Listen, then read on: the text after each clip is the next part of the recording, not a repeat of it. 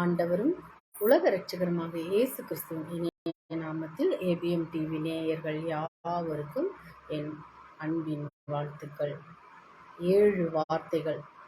கர்த்தராகிய இயேசு கிறிஸ்து சிலுவையிலே தொங்கி மரிப்பதற்கு முன்பாக 7 வார்த்தைகள் அவர் கூறியதாக வேதாகமத்திலே சொல்லப்பட்டிருக்கிறது. எந்த ஒரு மனிதனாலும் மரணத்துக்கு முன்னால் அவன் இதுவரை சொல்லாத காரியத்தை சொல்லுவது வழக்கம். சில பெரிய மனிதர்கள் சாகும் பொழுது அவர் கடைசியாக என்ன சொல்லிவிட்டு மரித்தார் என்று வினவுவார்கள். அப்படியேதான் கர்த்தராகிய இயேசு, நம்முடைய இயேசு கடைசியாக சிலுவையிலே தொங்கிக் கொண்டிருக்கும் போது கூறிய சில முக்கியமான வார்த்தைகள் இன்றைக்கு நமது ஆவிக்குரிய ஜீவியத்துக்கு பிரயோஜனமாகவே இருக்கும். மன்னிப்பு. சிலுவையிலே அவர் தொங்கிக் கொண்டிருந்த போது வேதனையின் மத்தியிலும் இரத்தம் சிந்தி பலவீனப்பட்டிருந்த சூழ்நிலையிலும் கூட அவர் சொன்ன முதலாவது வார்த்தை, பிதாவே, இவர்களுக்கு மன்னியும், தாங்கள் செய்கிறது இன்னதென்று அறியாதிருக்கிறார்களே. லூக்கா 23:34. கர்த்தருடைய சித்தம், அவரது உள்ளத்தின் பாரம் என்ன என்பது இந்த வார்த்தைகளிலே தெளிவாக புலப்படுகிறது. கர்த்தருடைய சித்தம் என்ன? இந்த உலகத்திலே நாம் யாரையெல்லாம் மன்னிக்கிறோமோ அந்த தன்மை கிறிஸ்துவின் சித்தமாகும். நமக்கு சத்துருவாய் இருப்பவர்களை, வேதனைப்படுத்துகிறவர்களை நாம் மன்னிக்க வேண்டும். இன்றைக்கு அநேக குடும்பங்களிலே பிரச்சனைகள் உண்டு. புருஷன் மனைவியோடு பேசுகிறதில்லை, தகப்பனோடு பேசுகிறதில்லை, தகப்பனோடு பிள்ளை பேசுகிறதில்லை, ஒருவரோடு ஒருவர் பேசிக்கொள்ளாதபடி சண்டையோடு ஜீவிக்கிறவர்கள் அநேகர் உண்டு. ஆனால் கிறிஸ்துவை ஏற்றுக்கொண்டது உண்மையானால் ஒருவரை ஒருவர் மன்னிக்கிற சிந்தை உன்னிலே காணப்படும். சிலர் சொல்லுகிறதை நான் இவ்விதமாய் கேள்விப்பட்டிருக்கிறேன். 5 வருஷமா நாங்கள் பேசுவதே இல்லை. இது கிறிஸ்துவின் சிந்தையே அல்ல. கல்வாரி காட்சி உனக்கு ஆசீர்வாதமாக இருக்க வேண்டும் என்றால் நீ உண்மையான மெய்யான கிறிஸ்தவன் என்று சொல்லிக் கொள்வது உண்மையானால் நீ மற்றவர்களை மன்னிக்க கற்றுக்கொள்ள வேண்டும். எப்பேற்பட்ட துரோகம் செய்திருந்தாலும் மன்னிக்கும் சிந்தை நம் உள்ளத்தில் இருக்குமானால் கிறிஸ்துவனுடைய சிந்தை நம் உள்ளத்திலே இருக்கிறது என்ற அர்த்தம். கிறிஸ்துவின் இந்த முதல் வார்த்தை உன்னோடு கூட, நம்மோடு கூட பேசட்டும். யாருடனாவது நீங்கள் பேசாமல் இருக்கின்றீர்களா? குடும்பத்துக்குள்ளே விரோதமாக சமாதானமான்றி இருக்கிறீர்களா? இன்றைக்கே ஒப்புரவாகி பேசி கர்த்தர் நமக்கு பெரிய ஆசீர்வாதத்தை தருவார். 2வது, ரட்சிப்பு. இயேசு தனது அருகில் இருந்த கள்ளனிடம், இன்றைக்கு நீ என்னுடனே கூட பரதீசில் இருப்பாய், லூக்கா 23:43 என்றார். இது 2வது வார்த்தையாகும். தேவனுடைய பிள்ளையாக நம்முடைய வாழ்க்கையிலும் கூட பாவத்தோடு ஜீவித்த நாட்களை யோசித்து பார்ப்போம். கர்த்தரிடத்தில் மன்னிப்பு கேட்ட அன்றைக்கே அவர் மன்னித்திருக்கிறார். இதுதான் நாம் நம் தெய்வத்தினிடத்தில் காண்கிற ஒரு விசேஷித்த காரியம். எப்பொழுது நீங்கள் உங்கள் பாவங்களுக்காக மனஸ்தாபப்பட்டு ஆண்டவருடைய பாதத்தில் வருகின்றீர்களோ அந்த நிமிஷமே ரட்சிப்பை அடைகின்றீர்கள். இன்றைக்கு இதை கேட்டுக்கொண்டிருக்கிற உங்களுடைய வாழ்க்கையிலும் கூட அந்த கல்வாரி காட்சி தத்துரூபமாக அமையட்டும். அவருடைய இரத்தம் எனக்காகவே சிந்தப்பட்டது என்று விசுவாசித்து உங்கள் பாவத்தை அறிக்கையிட்டு நீங்கள் கழுவப்படுகிறீர்கள் என்றால் இப்பொழுதே உங்களுக்கு ரட்சிப்புண்டு. நிச்சயம் உண்டு. எத்தனை நாட்கள் நீங்கள் பாவத்தோடு வாழப்போகிறீர்கள்? எத்தனை நாட்கள் பிரச்சனையோடு வாழப்போகிறீர்கள்? நீங்கள் சந்தோஷமாய் வாழ வேண்டும் என்பதுதான் தேவனுடைய சித்தம். இன்றே நீங்கள் மன்னிப்பு கேட்பீர்களா? ஆண்டவரிடத்தில் ஒப்புரவாகுவீர்களா? உங்களுடைய பாவத்தை குறித்து நீங்கள் ஆண்டவரிடத்தில் மன்னிப்பு கேட்பீர்கள் என்றால் இப்பொழுதே உங்களுக்கு ரட்சிப்பு கிடைக்கும். உறவு. 3வது வார்த்தை, ஸ்திரீயே, அதோ உன் மகன், அதோ உன் தாய் என்றார். யோவான் 19:26-27. வாழ்க்கையின் கடைசி அத்தியாயத்தை முடிக்கக்கூடிய சூழ்நிலையிலே தனது தாய்க்கும் தன்னை நம்பி வந்திருக்கிற தனது சீடனுக்கும் ஒரு உறவை ஏற்படுத்தி பேசுகிறார். வாழ்க்கையிலே மகனை நம்பி மோசம் போனேன், என்னை பெற்றவர்களை நம்பி ஏமாற்றமடைந்தேன், என் புருஷனை நம்பினேன், கைவிடப்பட்டேன் என்று துக்கத்தை அனுபவித்துக் கொண்டிருக்கிற சகோதரிகளே, சகோதரர்களே, உங்கள் வாழ்க்கைக்கு உறுதுணைக்கு பாத்திரமானாய் கர்த்தர் உங்கள் பக்கத்தில் நின்று கொண்டிருக்கிறார். வேதனையோடு இருந்த மரியாளுக்கு நம்பிக்கை உண்டாக்கி தந்தார். தான் மரிக்கும் போது தனது குடும்ப பொறுப்பை அவர் மறக்கவே இல்லை. தன்னுடைய தாயை கவனிக்க வேண்டிய பொறுப்புகளை ஒரு சகோதரனிடத்தில் ஒப்புவித்து பிறகே அவர் மரிப்பதை நாம் பார்க்கிறோம்.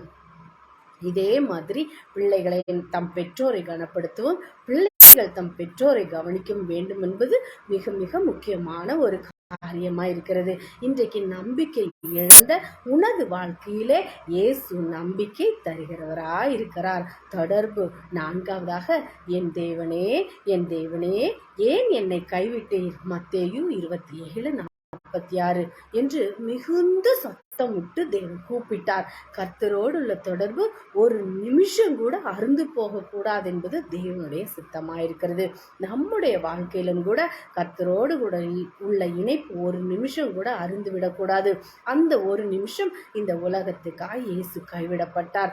ஆனால் அந்த ஒரு நிமிஷத்தை கூட அவர் தாங்கிக் கொள்ளாத முடியாதபடி என் தேவனே என் தேவனே ஏன் என்னை கைவிட்டீர் என்று சொல்லி அவர் ஏங்குகிறதை பார்க்கிறோம்.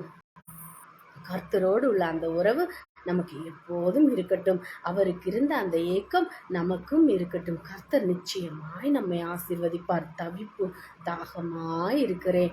யோவான் 19:25 ஐந்தாவதாக இந்த வார்த்தையை கூறினார். கர்த்தருடைய இந்த தாகம் சரீரத்தில் ஏற்பட்ட தாகம் என்று எண்ணிய மக்கள் அவருக்கு குடிக்க கொடுத்தார்கள். ஆனால் அவரோ குடிக்கவில்லை என்று வேதத்தில் சொல்லப்பட்டிருக்கிறது. அவருடைய தாகம் மிகவும் வித்தியாசமான ஒரு தாகம். சமாரியா ஸ்திரீயோடு பேசி கொண்டிருப்பதற்கு முன்பாக தன்னுடைய சீசர்களிடத்தில் பசியாயிருக்கிறேன், அவருக்கு போஜனம் கொண்டு வந்த போது என் பசி தீர்ந்து விட்டது என்று சொன்னார். அவருடைய பசி ஆத்தும பசி. அவரது தாகத்தை தீர்க்க நமக்கு இஷ்டம் உண்டா? இயேசுவை ஏற்றுக்கொண்டு அவருக்கென்று ஜீவித்து வருகிறோம். எத்தனை ஆத்துமாக்களை நாம் ஆயத்தப்படுத்தியிருக்கிறோம்? எத்தனை ஆத்துமாக்களை ஆண்டவருடைய பாதத்திலே கொண்டு வந்திருக்கிறீர்கள்? கர்த்தருடைய தாகத்தை நாம் தீர்த்து வைப்போம். நம்மை நம்பி நம் கரங்களிலே ஒரு பெரிய பொறுப்பை கொடுத்திருக்கிறார். இந்த மந்தையிலும் இல்லாத அநேக ஆடுகள் எனக்குண்டு. அந்த ஆடுகள் இந்த மந்தைக்குள் வரும் வரை நான் தாகமாய் இருக்கிறேன். என் தாகத்தை நீ புரிந்து கொள்வாயா? என் தாகத்தை நீ புரிந்து கொள்வாயா என்று சொல்லி கர்த்தர் உன்னை பார்த்து சொல்கிறார். அவரது தாகத்தை நீ பூர்த்தி செய்வாயா? முடிவு ஆறாவதாக முடிந்தது என்று சொல்லி அவர் தன் ஜீவனை விட்டார். யோவான் 19:30 இந்த உலகத்திலே அவர் மனுஷருக்காக செய்ய வேண்டிய எல்லா காரியங்களையும் செய்து முடித்து விட்டார். பாவ நிவர்த்திக்காக பரிசுத்தமான இரத்தம் சிந்தப்பட வேண்டியது அவசியம். இரத்தம் சிந்துதல் இல்லாமல் பாவ நிவர்த்தி கிடையாது என்று வேத வசனம் சொல்கின்றது. அதை நிறைவேற்றுவராக தன்னுடைய சரீரத்தை வேதனைக்கு ஒப்பு கொடுத்து தன்னுடைய இரத்தத்தை முழுவதுமாய் சிந்தி முடித்து விட்டார். அவர் செய்ய வேண்டியதெல்லாம் செய்துவிட்டார். இனி நாம் நிறைவேற்ற வேண்டிய சில காரியங்கள் நமது கையிலே கொடுக்கப்பட்டிருக்கிறது.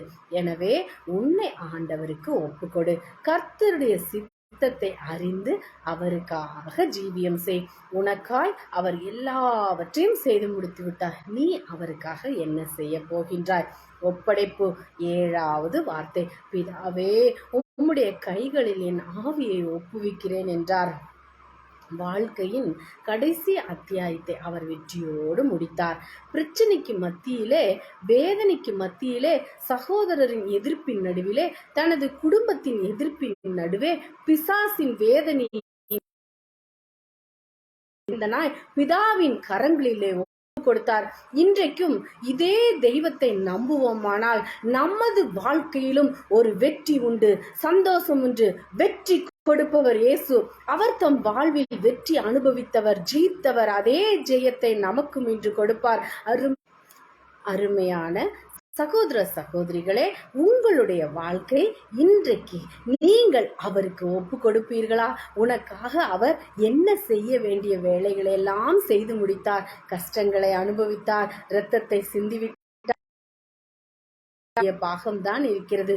உன் ஆத்மாவை கர்த்தருக்கு ஒப்புக்கொடு. கர்த்தாவே, நான் வேதனைப்படுத்தியிருக்கிறேன், நான் அனுபவிக்க வேண்டிய வேதனைகளை நீர் அனுபவித்தீர். நான் செய்த தவறுக்கு பதிலாய் அந்த வேதனைகளை, நான் அனுபவிக்க வேண்டிய தண்டனைகளை நீர் அனுபவித்தீர்.